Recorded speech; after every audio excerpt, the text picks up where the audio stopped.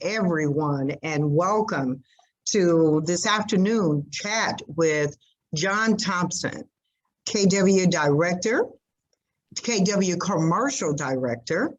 And we want to introduce, before we really get started, I would like to take a minute and introduce our commercial team here at Camp Creek location. We've got our beautiful director, leadership, Nicole Menzie. We've got Latoya Gainey. Am I saying that right? And we have Jacqueline Pace. We have Carl Simeon, and we have George Render, and myself. I am the chair of our educational committee, and just want to thank you, John, for agreeing to be our guest speaker for today. And we're just going to get started here. John, I just want to, first of all, thank you tremendously for agreeing again. We welcome you, and we look forward to an hour of fun. Absolutely. And education. Well, John, first of all, yes. Let me first of all, Phyllis, say thank you for having me. I'm a longtime member of this company, and you guys are awesome. Although we're in different areas, we carry the same banner, and so I'm the kind of person that realizes that there's more opportunity out there that any one of us can handle. So anytime we lift one another up, we lift all of us up. And so, yeah, I'm all about that. So yes, thank you. Yes, we are. And that's a mouthful, John, because we during our team meeting today, we talked about and different ones shared how Keller Williams gives back. And they've been with other companies, but no company have they been with that gives back to the community, gives to their agents, try to help their agents grow. So I'm loving me some KW, and especially KW Commercial. I think that Keller Williams is a fantastic company to be associated with. I think what we get as far as educational is phenomenal and can be overwhelming at times if you don't know how to select and go along with some of the trainings that benefit you. Everything you might not benefit from, but you can't say that it wasn't offered. So that's a good thing. So we're going to go ahead and get started. John, you have a very extensive and powerful bio. I was very impressed with it, from your commercial real estate brokerage to your areas of expertise, education, your industry sectors, even your previous employers. I mean, you're a powerhouse, and your experience and accomplishments are phenomenal. So will you just kind of start us off by telling us a little bit about John Thompson? Oh, okay. Well, first of all, thank you once again. So I was born a cute little baby boy. All right, cutie. I was told I was an adorable little baby boy. Now my uncle said that wasn't really true, but my mama said I was an adorable little boy. So I got my uncle, my mama talking about that. But anyway, outside of that, I will say this. I am fortunate in that. Let me ask you a question. What percentage of the American working force is one doing what they've always wanted to do, and they've known that for the majority of their life? What percentage of Americans right now are doing what they've always wanted to do, and they've pretty much always known that they wanted to do? 1%. 1%. I'm part of the 1%. 1 to 0. No, it's not 0% because I'm one, so it's got to be more than zero. So it is, but as we all can agree, it's a small percentage. So I have always known I wanted to be in real estate. Now, and when I was in elementary school, I wanted to be Lynn Swan. I want to be a professional wide receiver. I'm not fast enough. My hands aren't big enough. I don't catch well enough. But once I got outside of that and I realized, okay, pro NFL ball ain't gonna be my calling. I'm gonna have to do something else. It was real estate, and it was real estate from day one. I joined the military. And I will, and it's funny since we're in commercial, I think this is appropriate. So I have to tell the truth. So back in the day, there used to be a TV show. I'm a TV junkaholic and I watch too much, but that's a whole nother thing. So growing up, there was a show called The Lifestyles of the Rich and Famous. How many of y'all remember The Lifestyles of the Rich and Famous? Yes. Well, in high school, I remember the profile of Donald J. Trump. Now, everybody just pause. We know where he is now.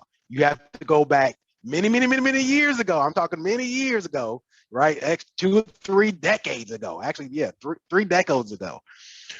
Or more, yeah. 50, yeah, so more than 3 decades ago, right? I saw him on here.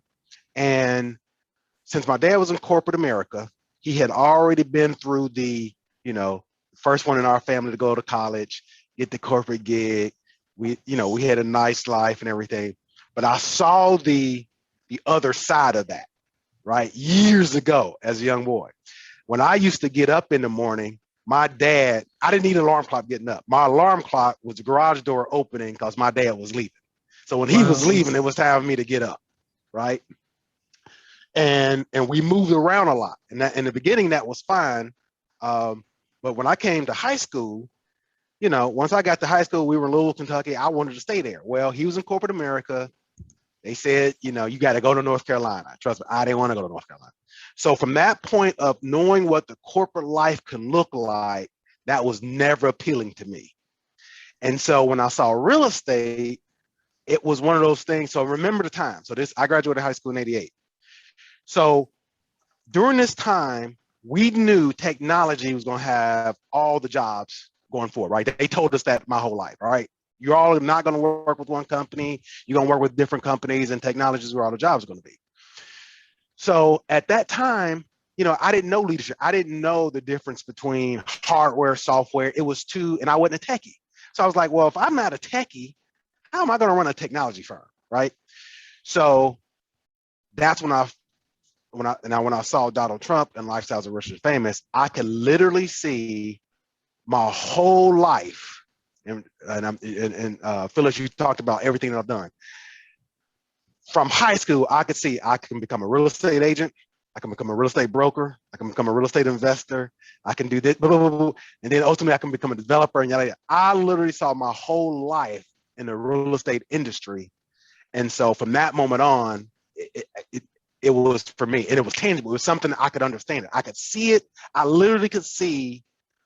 And I started doing research and just, this is pre-internet. So I just remember anytime anyone in the real estate business, I could read a book or find something about them.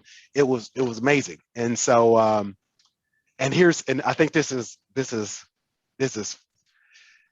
you've already interviewed T. Dallas, and he talked about Herman Russell.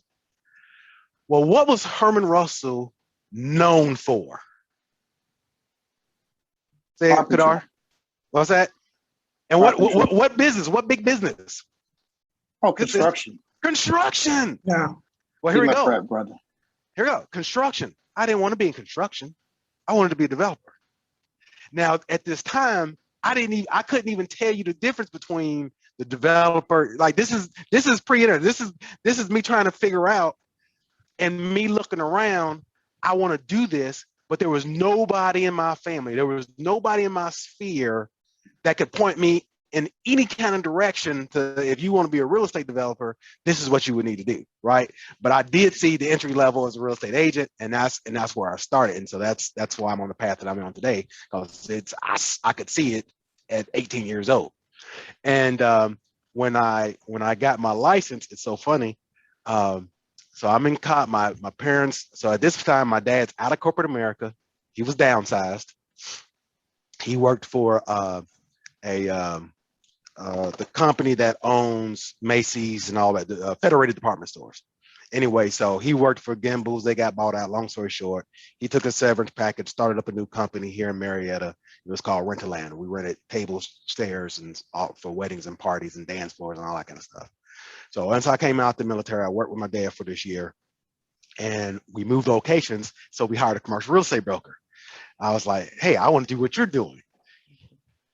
His words to me was, you don't want to do it. You're gonna make money faster selling houses than doing commercial. And that was the first and only commercial real estate broker that I had ever met. I think I looked up another guy. He did residential and commercial, and I just didn't get a good feeling for him. And so, long story short, I went and started selling houses, and then later on, I was able to make the transition by hiring my future mentors in the business. But that whole journey was, it was seeking to try to be where I wanted to be, and it's taken me some time. But anyway, I'm happy where I am, and I've got a lot of things moving forward. And it's one of those things where you don't regret the things that happened in the past, because I would have missed out on some relationships that I have now had I went a different route that I've never had. So it's one of those things where you pray for something, you get something else, and you realize, well, it's much more of a blessing, but you didn't even realize it going through it until after the fact. So that's my real estate journey. Like I said, I wake up every day happy. I love what I do. So it's that's it. That's awesome. That is so awesome. And happiness, when you wake up in the morning happy, that controls your day, and I am big about protecting my peace. Right. And I wake up in the morning with a mindset that I'm going to protect my peace, because it's a cold world out there. There's a lot going on, and we can get lost in it. But I wake up every day thanking God and feeling happy. So I can I'm with you all the way on that. Well, John, tell us what's a typical day for you? Well, there's not a typical day. That's a great thing about real estate. Typical days would bore me. They're ideal. I can tell you about ideal days. What's your ideal day? But a typical day is because, and I'll get that, because I wear so many hats, locally and nationally and different things. And, I'm sure you've heard, if you want something done, give it to a busy person. And sometimes it's like, I want to say no to everything, but at the same time, it's like, okay, then that's being selfish. Like if I don't help or participate, sometimes it's like, well, who's that benefiting and who is that hurting? You know what I mean? Like, I don't know if anyone else has those sort of conflicts, but it's the easiest thing for me to do right now is to quit everything and just sell and don't worry about anybody else. No, I can just sell, make the money I want to make, and responsibility. But I think there's also lost opportunities for relationships and growth. And that's what I found, because when you're solo, not there's anything wrong with a solo agent. You can be a solo agent and then be a part of different things. What I'm getting at is you can literally limit your life in sales to just sales and nothing else. And I've kind of met people like that. And and what I've realized and I think it's different for different people. So I don't want to say anything with a broad brush, but sometimes when I thought about it, I recently had a conversation with someone who that person was really, I just want to focus on me. And I felt like there was some selfishness in there, right? Like it was like, oh, okay. Like there's nothing wrong with that. But if you never want to get, all right, here's the thing. So once again, having my path, I've had great relationships with business partners. And one of my business partners said, John, there's two types of people in the world.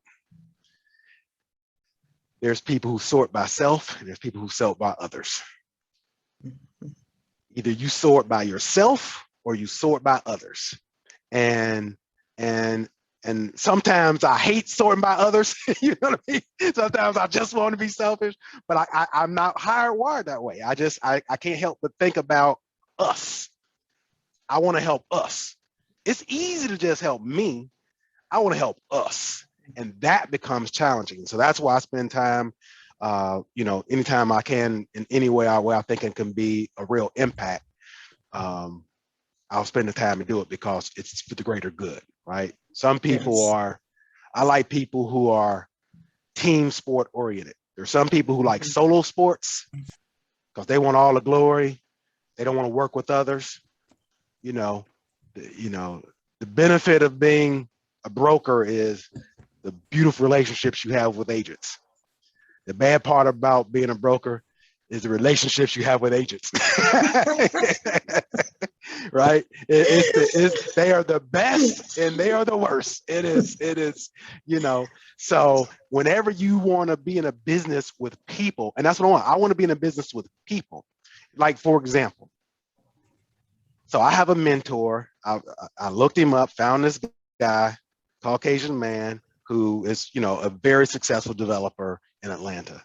And I reached out to him specifically because when I looked at his profile was my profile. His track was my track, versus meaning he didn't go to some Ivy League school with, all kind of crazy credentials. That I was like, okay, well, I don't have that. Like, that's not my pedigree, right? But this guy was literally like, oh, okay. And so when I met him, we had this conversation about, because he was a broker, right? And so he gave up the brokerage and just went full time into development. And even developing the company, there's two ways you can develop a company. You can have a real estate development company where there's 1, 2, 3, or 5 people, very small, and you outsource everything. Or you can build a company with 20, 30, 40, 50 people, right? Much more, but you do it all in-house.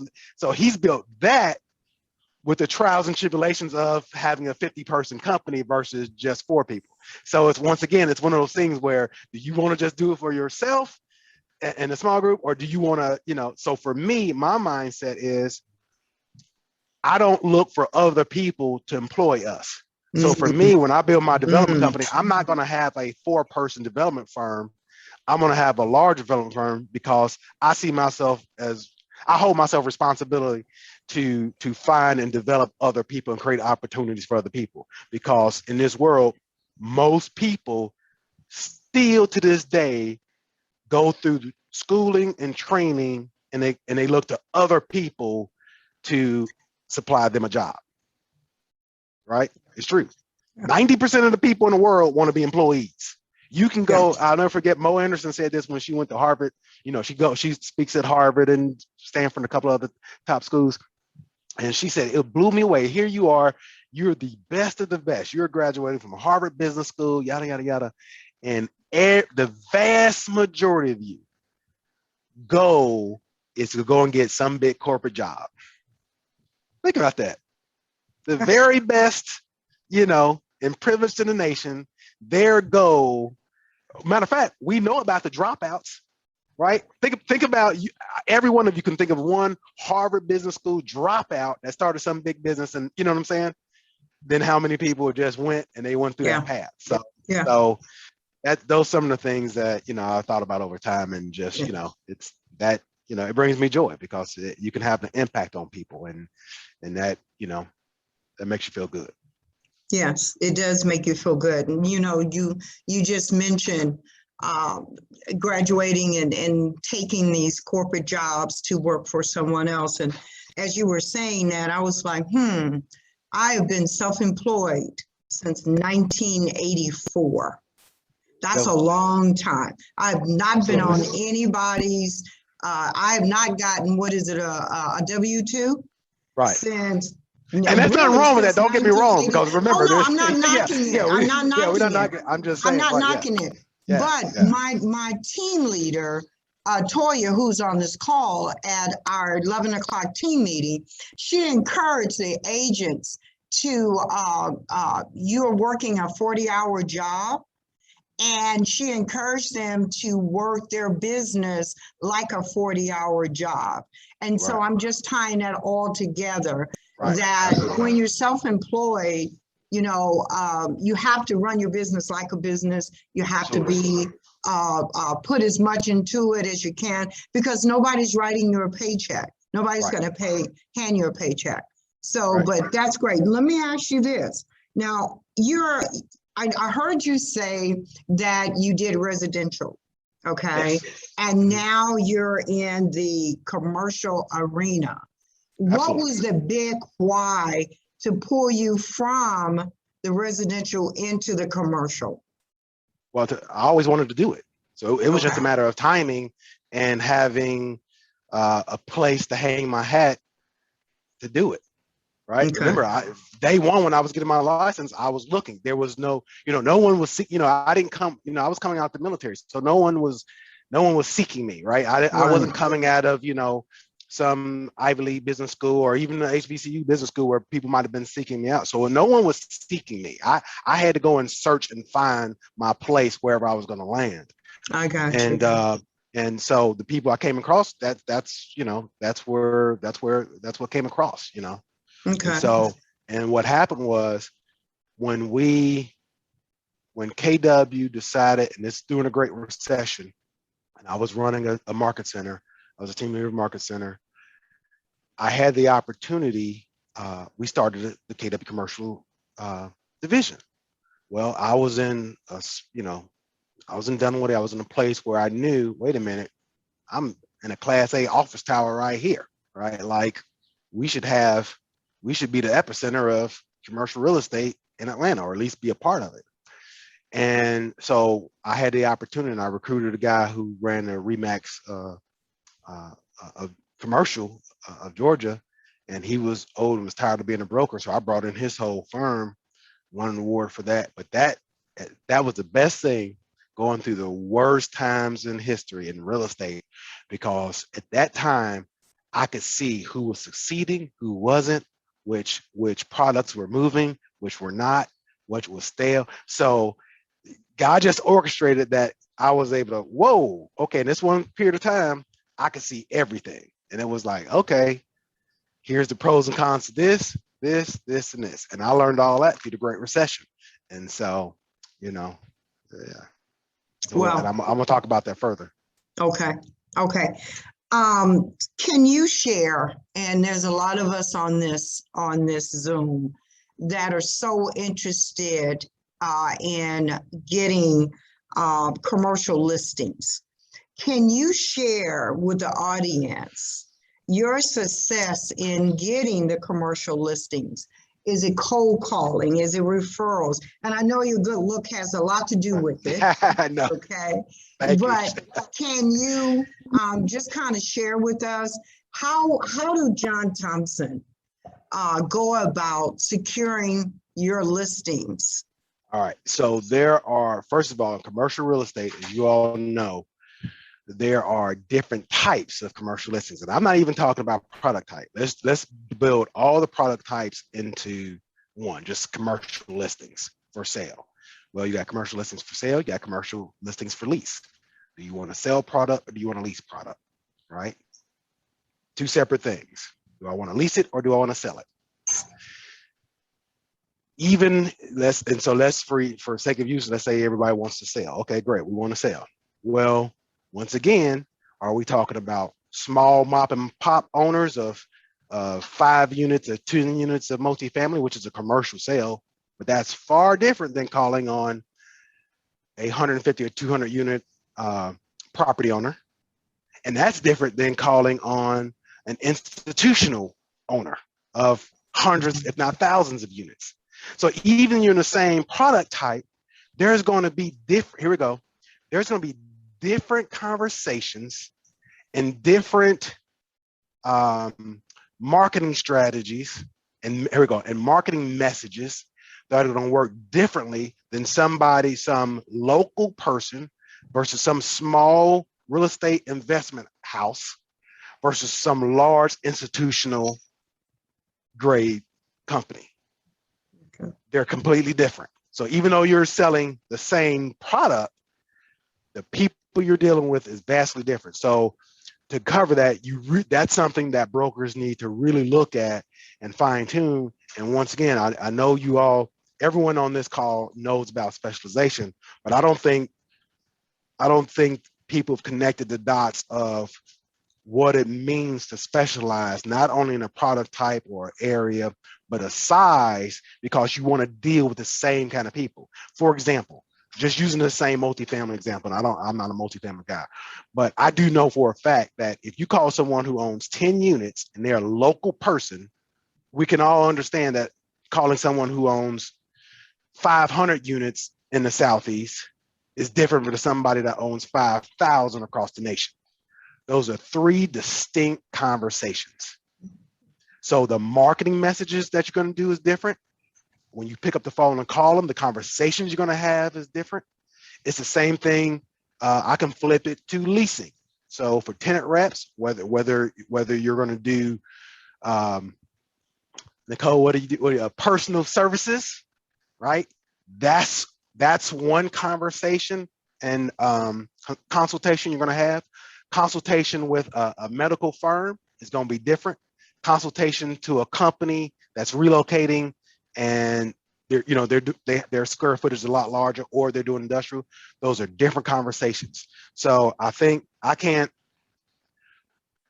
going through the Great Recession taught me that if you can't wake up in the morning, this is the question I would ask everyone within KW Commercial. If you wake up in the morning and you know for the next 12 months, you're going to do 100% of one type of business and one product in one area, and you're going to get all of it. Meaning, so like for me, I like office sales, right? Something that's not even hot right now. People are avoiding office like the plague, right? They want everything but office, right? But that's what I like. My heart sings. I'm getting a new listing, and it's like, I realize it's like, my God, I love this. I love this.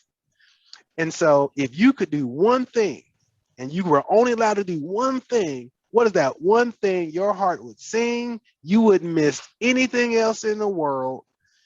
That's what you need to do. And what happens is when people are new and your first deal is a small multifamily, then you do a lease of a restaurant, and then you lease an office building, then you sell an industrial building. You've done 4 or 5 categories. You haven't specialized in anything. Some of them are people driven. And it's like, okay, well, people even do it one of 2 ways.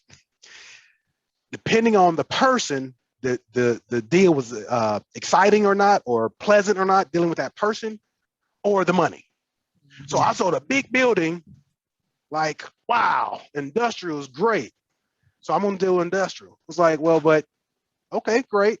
But why aren't you also have a whole background in this medical stuff or whatever it is. But I sold this one building there. And so you make this assumption, well, this is what I should do. Yeah, but you got a whole background over here. So,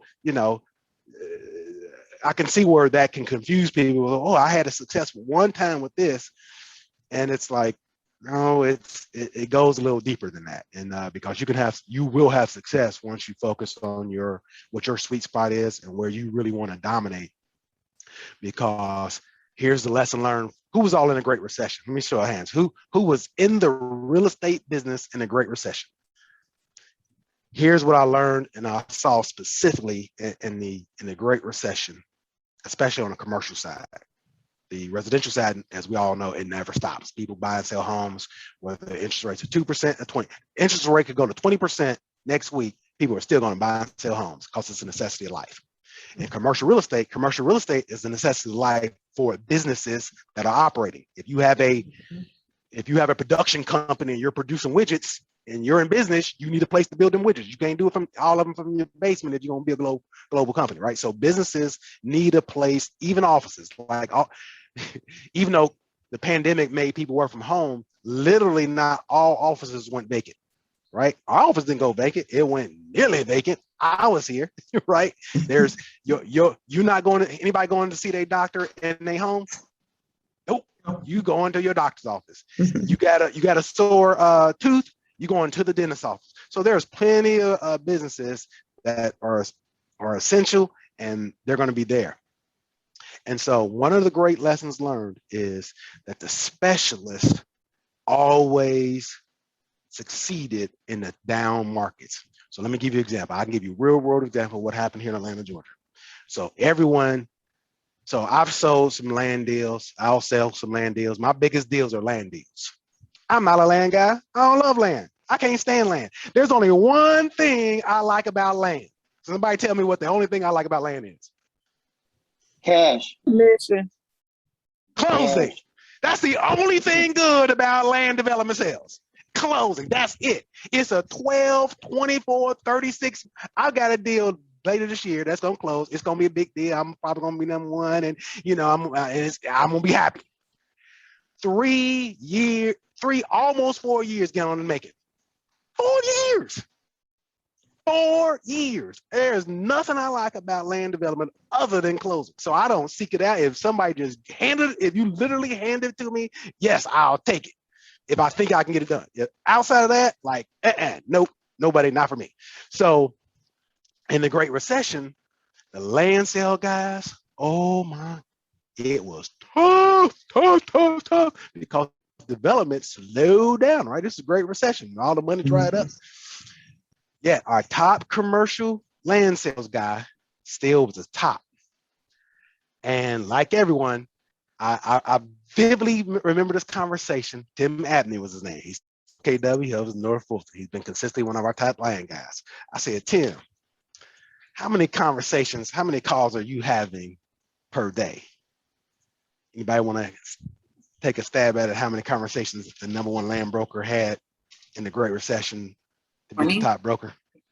25. 25? It was like 50. 35 or 40. I wasn't quite 50. But he was like, John, if I ain't having 35 not calls, if I'm not on the phone with 35 people per day, now, him being on the phone 35 times a day, all day long, from the first thing in the morning to, when he went to bed at night, having 35 conversations of different people buying and selling land. Remember what he sold. Anybody remember what his big sale he had? What? He had a sale. Now, this is the funny part. When you're gonna crack up when I tell you what.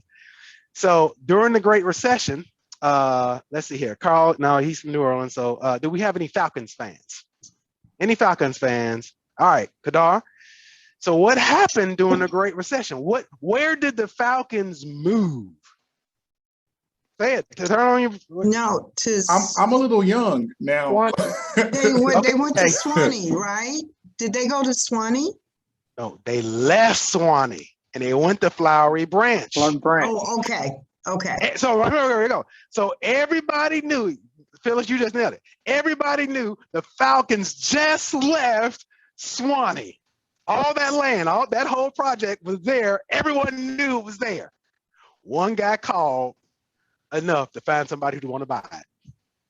He sold the Falcons old training camp, which everybody on this call who was in Atlanta at the time knew they just abandoned that place and built a beautiful Flowery Branch location. And it was like, well, how'd you sell it? He was like, I called some people I thought I might want it. So it ain't rocket science, y'all. It is not science. It's only work. I love it. I do too. Listen, there's only two things you can do to generate business. It is marketing and prospecting. Marketing and prospecting. Here at KW, we say we are prospecting based and marketing enhanced. If you prospect, and I've done this, if you prospect without any marketing, it is an uphill battle. If you market and don't call, you're wasting a whole lot of money. It is the combination too. It is it's that simple. It is do some marketing. I remember years ago, I went out to Vegas to a train event, and I'll never forget. It was huge. It was several hundred brokers in the room. The instructor came to the room. This is exactly what he said. How many of y'all are sending postcards? And, a whole bunch of people raise their cards. How many of you want more business? Of course, everybody wants more business. Send more postcards. It's like class done. It's like, whatever you're doing, do more. If you ain't making but one phone call, make 2 phone calls. If you're making 10 phone calls, make 20 phone calls. If you're sending 5 letters, send 10 letters. If you do, I mean, whatever you're doing, if you're doing 5 pop buys, do 10 pop buys. Y'all, it's in every book, and it's like, y'all already know. I ain't gonna sit here and it is do it over and over and over and over again. Have your sweet spot. So how many of y'all know who the best realtor in the nation is? Hands down, not even question. To call him the Michael Jordan of real estate would be an insult. Is that Dave Phyllis, Ramsey? did I tell you who? Is that Dave Ramsey? I heard he's like the top agent. No. Who, John? Mark Twain. So, all right. So let me not even close. All right. So I want y'all to imagine this. So everybody knows Midtown Atlanta. So imagine one guy and his small team has 90% market share of Midtown. Mm. I want you to think of, do you know any company, KW, we don't have 90% market share of any zip code. Could you imagine Midtown Atlanta, that one small company has 90% market share? If you go to Philadelphia, Pennsylvania, their Midtown is Center City. They don't call it Midtown, it's called Center City. There's one guy by the name of Alan Dom, D-O-M-B. Y'all look him up. Al, because now he started out in residential, but for a commercial call, this is still, there's no greater example. Well, there's 2 examples I'm gonna give you. But the first one, without question, is Alan Dom. I knew who Alan Dom was because every year, Realtor Magazine would publish the top 1,000 real estate agents and offices in the country. Alan Dom's name was at the top of that list every year I was in the business. And they stopped doing it a few years ago. Well, and he was called the original condo king. Alan Dom started part-time as a residential agent selling condos in his building. He only worked on his building. He took over that building, then went to the next building. He did that for 2 years. He was a top agent in his territory the first 2 years, part-time, because he just focused on one condo building. I want y'all to understand the power of focus. This is no greater example. So he took over all of, he was getting to, 50% market share in sales of residential. Then he started leasing out. He started a property management company. Once again, never left his area. Then he started doing residential leases. So now he's selling everything and leasing and doing property management for residential. Once he got to, I don't know, 75% share there, 60% share there. Well, and a lot of high-rise condo buildings, what do you have on the main floor? Retail. Boom, there you go. Guess what he started doing? Leasing out commercial retail space. Where? In his same territory. So when you go to his website, you will see residential leases for, I don't know, $2,000. You will see a penthouse for $25 million. You will see a commercial rental of, $40 a square foot in Center City, Philadelphia. That man dominates Center City like no others. There's nobody in the there's no one even comes close to 90% market share who dominates it. And it's all through the power of focus. So he is without a doubt, I know we all like to think we're great. Comparative to Alan Dom, it's a wrap. By the way, guess where I met him? Where? Mega Camp. Oh, nope. Mega Camp. Mega Camp. Wow. Gary Keller had him on stage, and Gary said this, and I think most people miss it. I'll never forget it. He was he hadn't read the MREA book, and he read the MREA book on his flight from Philly to Austin, and he was like, "This is spot on." And Gary called him the greatest real estate agent in America, and now he said this in front of every Keller Williams agent about Alan Dom, because Gary knew. It was literally the case. And so, like I said, you go to his website, when you're looking at listings, you're looking at the MLS. It's all his stuff. He literally has 9%. So I had the opportunity to meet him.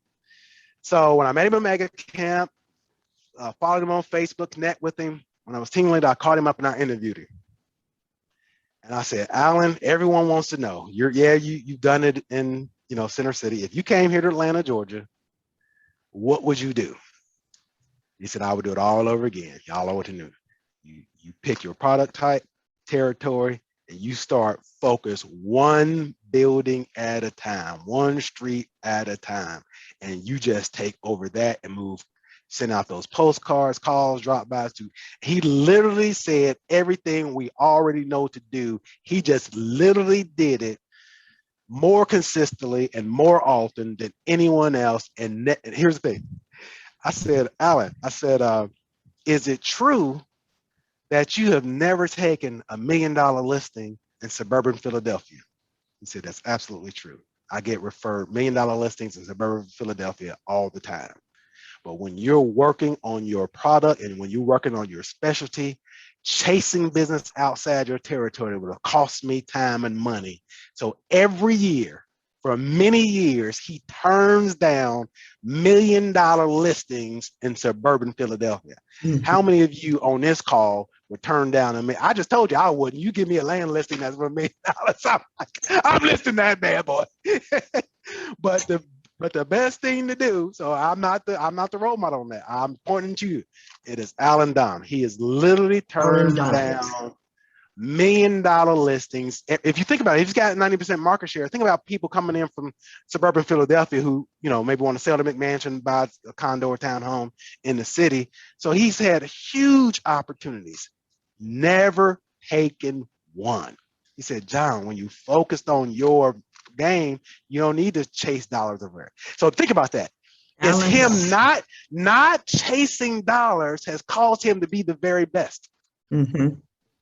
Mm-hmm. Think about that. Not chasing dollars. Oh, this is $1 million listing. That's what I'm saying. It's so much. That's why I said it earlier. When you realize there's so much more business, if you can just and I've done it. I've referred that $1 million business, and it's like that is one of the most empowering things because it says, wait a minute, if I realize I can refer that out and I can still focus on this and get what I need and want here, it's empowering. So he's empowered himself and his team to realize, hey guys, we got this market share here. We don't have to worry about it. We don't chase all this other stuff. Our goal is, he's literally grown that business to 90% market share. And so when I was interviewing him, I was saying he had 50. It went to 75. Now he's up in 90% market share. So that's awesome. And that is so awesome. The second guy, and is real quick, is Knackle, Robert Knackle in New York City. Robert Knackle is a full-time commercial broker. He's always been a commercial broker. He has sold the most buildings in New York than anyone else. There's people who sold bigger buildings, but no one sold consistently annually the number of buildings he sells per year. I know Robert Knackle. There we go. So and here's CBRE. I know you was online. Yeah, he was at CBRE with me. All right. So here's my one thing I just found out about Robert Knackle. Has never worked with a buyer. Listing side all the time. Exclusively. I was like, you never work, because if he, with all those listings, he would have picked up some investors who's going to buy. He's like, no. Yeah, you can build a list, but you stay focused on. I just found that out last year. I just assumed he was working with, list. I know he was going after listings, but I'm assuming he was doing some buyer deals. You almost talking about the power of focus. That gave me a whole nother insight. What? Work with no buyers whatsoever? Just listing, like completely focused on getting all the listings. I was like, oh my God. And John, you know what? And that leads me into our next questions because before you answer that, I want to make a statement. This is okay. So I've learned, and then I'm gonna let you answer the question. So I have learned in my personal life when I hear something new. So like some of you just heard this information for the first time, and you're filtering it through your own experience and what you know. And here's what I've recognized in life, and you can agree with it, disagree with it, but I want you to think about it. In life, there's only two trains of thought. There's broke thinking and billionaire thinking. There's broke thinking, there's nothing in between. Either you're thinking broke or you're thinking billionaire. So when you hear only go after listings and cut off everything else and you disagree with it, what kind of thinking are you having? It's broke thinking, because the very best has set the example. So everything that I hear, everything that I read, everything that I take, I'm sorting, and I have a certain feeling about it. I think a certain way about it. It's like, am I thinking broke or billionaire? And there's nothing in between. It's billionaire thinking or broke thinking. So I like that. I like that. And that leads to the next question. You know, you mentioned the dynamics of these two guys, and that information has been put in the chat box for those of you who want to follow up on these two guys. So, John, you're now coaching others, okay? And you're coaching others on how to be their best in CRE. And I've heard the old saying that success leaves a clue. Why is it important to have a coach? For some of us who are inspiring to be the best in our industry, what are some of the things that have helped you while you were in coaching and since then, and that you're passing on? All right.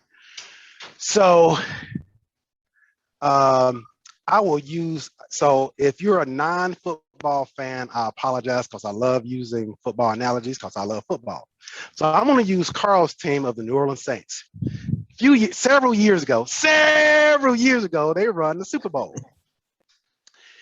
And then shortly after that, they had a scandal because they got unscrupulous people on their coaching staff, and they did all kind of, shady shenanigans.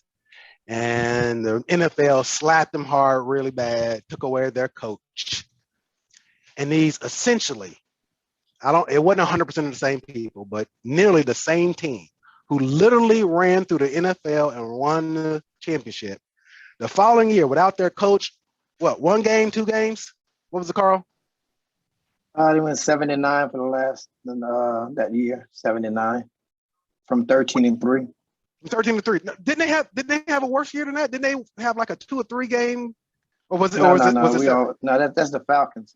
Okay, okay. So 7 games. All right. So here we go. Some Super Bowl champions to 7-9, and the only thing difference is you don't have your coach. Mm-hmm. So the plays didn't change. The rules of the game didn't change. What changed? Direction and helping get, here we go, is getting the best out of people. Okay. It's why you hire, it's why you either work out with a partner or you have a physical trainer. You can do reps for yourself, but most of us don't push ourselves if somebody ain't there right along with us to push it.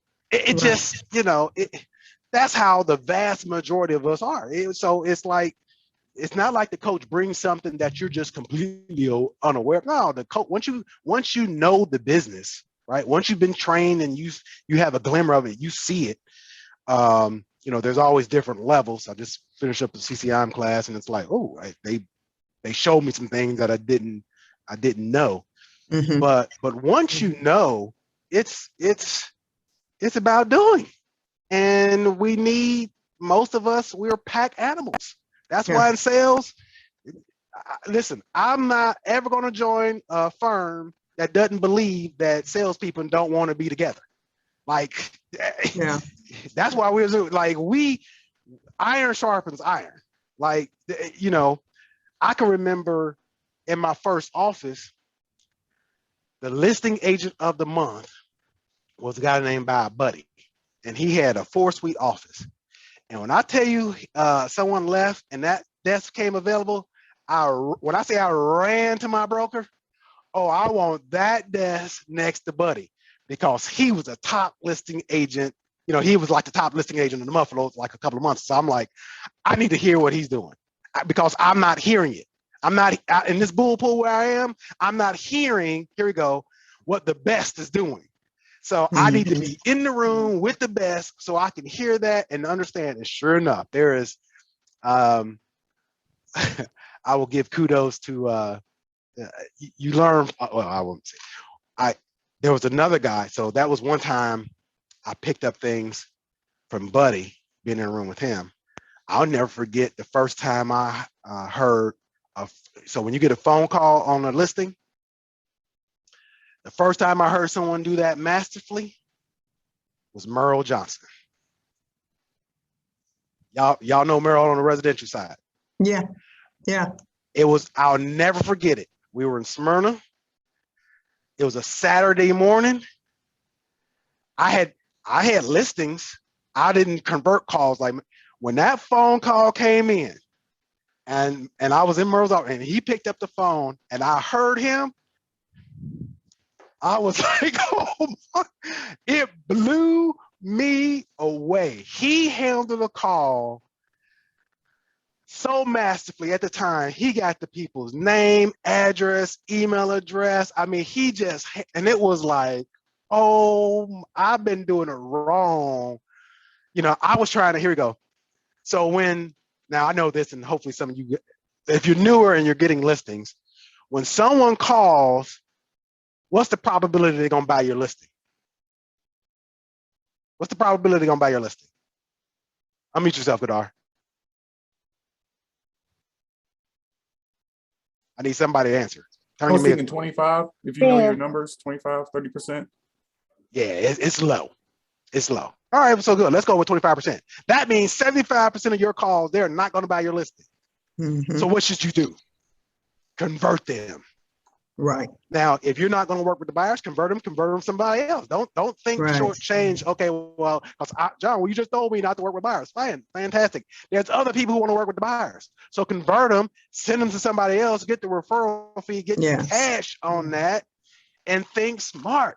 And it was so it's all those kind of things that you just hear bits and pieces of someone doing it right, and it's like, oh, okay, yeah, that changed the game. And so now.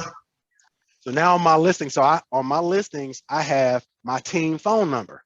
And my team, they when it rings, it's not a full ring. Because they're all like, boom, I want to get this call, they're like, it rings, it's like, it's a rush. Pick up the phone, because whoever gets the call, they get to convert it. And, so, hey, it works. I'm not missing something. If they want to see my property, I go and show it. If they want to buy something else or at least something else, they run with it. Well, listen, I want to give, we had some additional questions, but I do want to allow, I want to open it up. Well, first of all, I want to visit you, your beautiful office in Brookhaven. You had something there in your lobby that I immediately fell in love with. And I came back to the office and I told Toya, I said, I really want us to get this. And she said, well, give it to Kadar. Kadar, show what we got, Kadar. John, I stole this idea from your office. I have no shame, but this is what I love in your office. Oh. That sign right there. So the next time when we get our new space, you come visit us, your sign will be sitting in our lobby. Awesome. That's what I was mentioning earlier. So I just want to thank you, John, for a awesome feedback that you've given us today. You've given us some tremendous insight as to who you are and then what we need to do to become the best at what we want to do in this business. I now want to open it up for some questions and answers. Anybody got any questions of John? What time do you wake up, John? I am a 5 o'clocker. So if you're familiar with the Morning Miracle, and in the last few pages of the MREA book, Gary talks about the MREA energy plan, where you get up in the morning, you exercise and eat, you hug and kiss your family, you read, pray, and meditate. Actually do that first. You get your workout in, and you go to work and you do your lead generation all before 11 a.m. I'm a big proponent of that, and that's my number one priority. If I can just when I nail that, I've won the day. So going back to answer your question, Phyllis, that's the ideal day. My ideal day ends at 11 o'clock with me lead generating, hugging my wife, kissing my wife and daughter, working out. First of all, spending my moment with God in the Bible, speaking with him, getting set, and then I'm ready. I can handle everything the day has when I go through that process. And then the afternoon, I'm just doing wherever I'm needed. Yes. John, Yes. Vita Devereaux says, I hope you continue this series. I don't know if it's a series, but we really appreciate what you brought to us. Oh, that's my And, girl. She's you're a awesome. coach, so yeah. I have another question / comment. So with that in mind, and this may be a limiting belief on my end, I would say very likely a limiting belief on my end, for those that may have a similar belief or feeling. I often, because I'm not an agent, I'm MCA here. Oh, you're And we do our calls. Well, first of all, thank you for the MCA. We listen. But thank you guys for doing the good work that you do. Yeah, and so I don't like to make my calls early because I know you all are on your calls at that 10 o'clock, 11 o'clock hour. But yeah, don't call your agents in the morning. Get your stuff done early, but do I get on that train or do I adjust my schedule and time to fit what's ideal for the ideal agent? Well, you need to work with the ideal agent. So never call your agent before 11 a.m. You call them afterwards. You do your most important stuff. They shouldn't be calling you first thing in the morning. So if they send you an email, don't worry about respond to that after 11. So whatever your 20% is, cutting checks, paying bills, doing your, do your stuff first thing in the morning. So you're not designed to prospect. That's our job. So you are support. So you do your 20% first before 11 a.m. Then after 11 a.m., you turn everybody's phone call. You can call and text, email, every agent or whatever you need, but you do that afterwards. First thing in the morning, your door is locked. You do your important stuff, and then it's done. Right. Because they want them checks. Awesome. So get them checks out. Awesome. Yes, we want to check and don't want to be in check jail. Any other questions of John? John, this is not a question, it's a statement. This is Toya. Sorry, I was Toya. Eating lunch, so I had to have my camera off. Good. I wanted What's to. up? I hadn't seen you in a minute. I know. Good to see you. How are you? I'm well. Good to see you. Same here. Awesome job. Love hearing just so much of the nuggets that you brought. And I love that you shared how you transitioned your business. I think it's so important for people to understand, like you said, you knew exactly where you wanted to go, which was in commercial. So you just ultimately had to navigate and get there. But just sharing just some of the hurdles that you had to overcome, but also just keeping very focused, your eye on the prize, and being able to win at every juncture. So thank you for sharing that. Absolutely. Thank you so much. Good to see you. You too. John, again, thank you so very much. I appreciate you. I've enjoyed the times that we've chatted. You have just made me think on higher levels, and I appreciate that. And at this point, we're down to 1 minute. It is. Well, let me take this 1 minute then, and I want everybody to put in the chat. Tell me one thing, one actionable thing that you're going to either stop doing or start doing based upon this hour you spent with me. One thing you're either going to start doing or stop doing. Oh, by the way, when you put it in the chat, we're all going to be able to see it and hold each other accountable. See, that's the coach in me. Y'all see that? Miracle morning, love it. No more email in the morning. I love it. Quit chasing dollars. Quit chasing them. We all want to do it. That's the.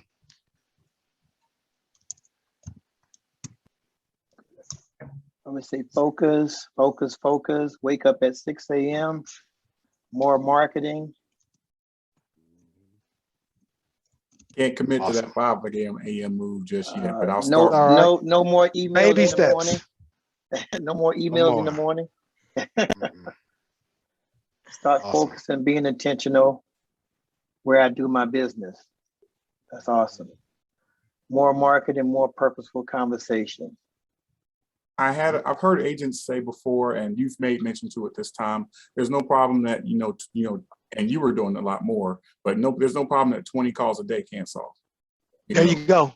Yeah. There you go. Miracle morning, There you go. And hyper-focus. quite honestly, in commercial real estate, Pick up early. 10 proper calls, 10 calls to the right people will create you all the income you need. There you go. Focus and intentional. What I do now, start doing it at 10 times more. More. Do more, do more. There we go. All righty. Hey, John, John, thank you again. Bill, it's good to see you on board. Thank you so much for joining us, and